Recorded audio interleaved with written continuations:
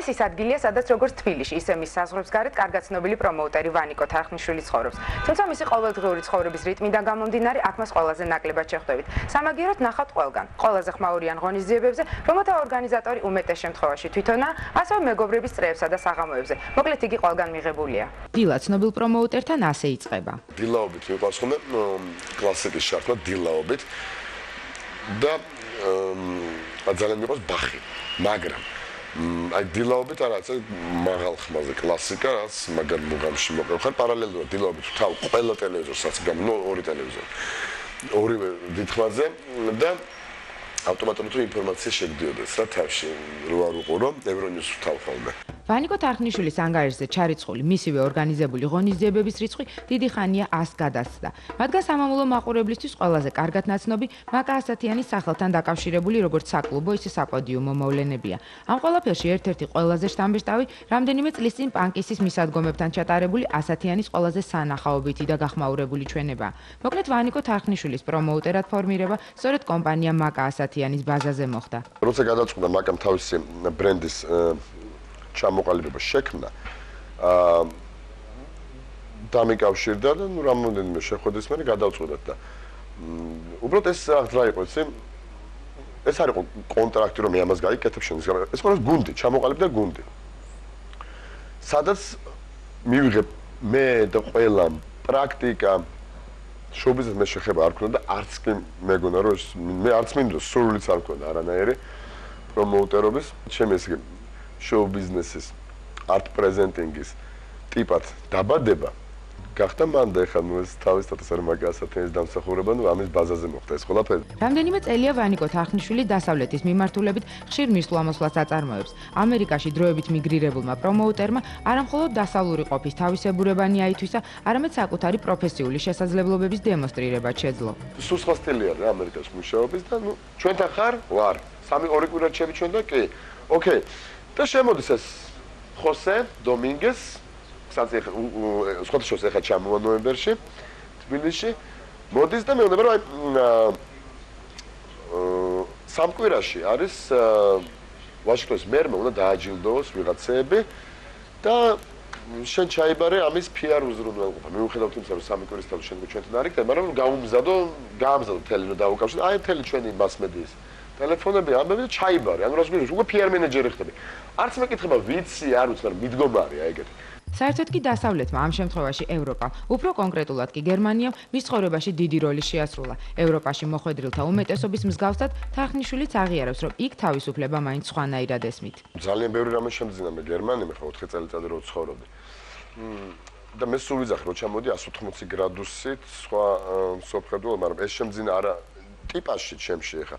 ეს ნუ ბავშვობიდან ეგრე და გენებში მაგ და ნუ ეგრე მზდიდა ოჯახი სულ და რაც ურთიერთობით რომ ცოტა ორივე მხრიდან რა ძალიან თავისუფალი ნუ გენებში დევს რა ეს თავისუფალი ურთიერთობა და მაგრამ დასავლეთში შემძინა ის რომ უბრალოდ დამანახა თანამედროვე კანონები, თანამედროვე მსოფლიო. რამაც მართლა 180 გრადუსი ხო, იმიტომ არ გიждები გერმანიაზე, ესე მიყვარს მეორე სამშობლოსავითა. როგორც არაერთხელ აღნიშნავენ, დღეს იგი ერთ-ერთი ყველაზე ცნობილი და წარმატებული პრომოუტერია. თუმცა წლების წინ ალბათ ბევრი ძნელად თუ წარმოიდგენდა, რომ პროფესიითა და განათლებით ისტორიკოსი ვანიკო თარხნიშვილი ოდესმე ასეთი პოპულარული გახდებოდა. თუმცა ისტორიისკენ აშკარა მიდრეკილება დღემდე შემორჩა. ამიტომაც მის სახლში ხშირად შეხვდებით ისეთ ნივთებს, რომლებიც ისტორიასთან პირდაპირ კავშირშია, მათ შორის ისტორიულ რუკებსა და ლიტერატურას. რომის ისტორია არის ჩემთვის იდეალური. მე რო ისტორიულზე ვსწავლობდი, გავაკეთე ერთი ეგეთი საკურსო. და მე მინდოდა ამაზე ნუ გამეგრძელებინა, მაგრამ არ ვაპირებდა გაგრძელებას, უფრო დიპლომატია მაინტერესებდა. რო გამეკეთებინა ნაშრომი იმაზე, რომ ვამტკიცებდი, რომ რომის ისტორია არის საზოგადოებრივი აზროვნების პიკი.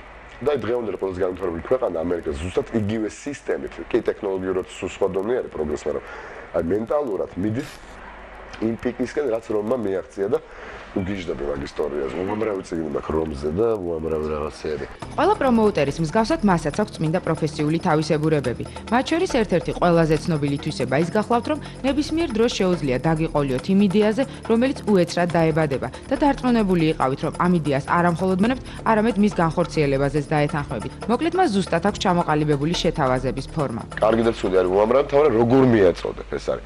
რომ აი ემოცია იშვას და წარმოეშვას.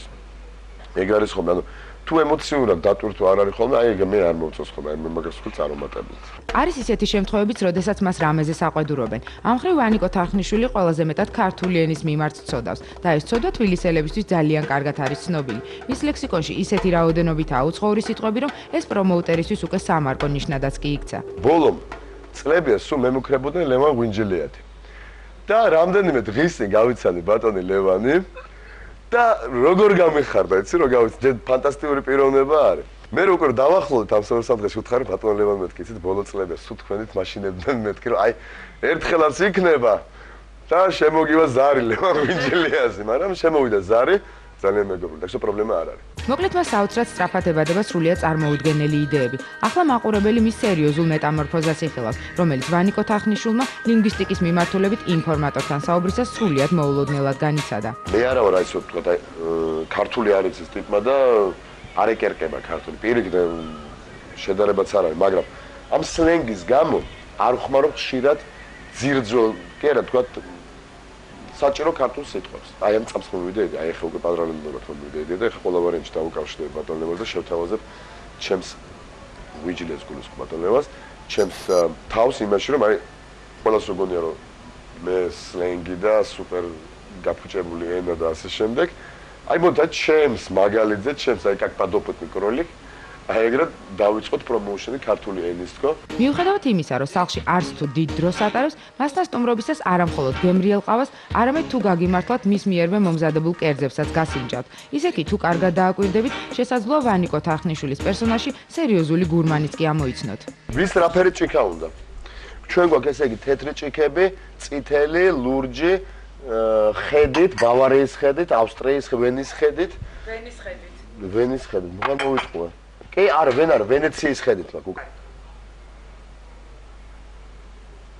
აი, ნაკლები ხო არ არის? ნაკლები ზუსტად ზომიერია. გენიალურია, აი ეგ არის ზუსტად. სუპერ ომლეტებს ვაკეთებ ყველანაირს. უბრალოდ ყიყლიყო, კი არა? სერიოზულად დიდი ეგეთ ნაჭერია. წკაპიწება, ტრიალდება ამ დროს დაჭრილი, მაგრამ მიდის პომიდორები, კიტრისპილები, რაღაცები ყველი ზევიდან იქ რაღაც მოყარილი ტაილანდური სუნელი და ნუ გამოდის სერიოზული ის რა ქვია, კერძი. და ნუ ყიყლიყო ქვია, ჩემს არის ყიყლიყო, ნუ ისად რა, ნავაროჩინე ყიყლიყო, მოვიფიქრო, ყიყლიყო დელუქს. როგორც წესი მის სახლში მოიპოვება ისეთი ნივთები, რომელთა ისტორიაც მის ვოიაჟებს უკავშირდება. მათ შორის ბევრია საჩუქარი. მოკლედ ვანიკო თახნიშვილი საყვარელი ნივთების, სამოსისა და ფერების შესახებ. ეს არის ტაილანდში ნაყიდი ქუდი, მაგრამ ეს არის უფრო ვიეტნამური ქუდი არის.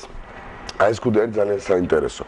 ანუ ეს არის კაუბოების ქუდი ამერიკის, მაგრამ საერთოდ კაუბოების ქუდი შევიდა ამერიკაში მარსელიდან. მარსელმა მეზღვაურებმა შეიტანეს და დამკვიდრა და ზუსტად ეს მაჩუკა ერთ-ერთ მარსელმა ტიპმა გერმანიაში, ეს სულ შავი.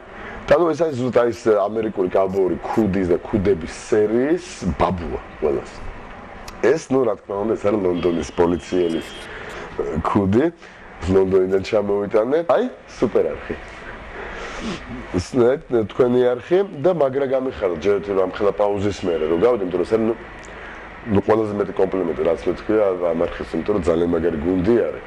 და აი მართლა მოწადინები და თავისი ენერგიით აკეთებ ყველაფერს და მაგრა გამიხარდა რომ ნახე ქუჩაში სლოგანები.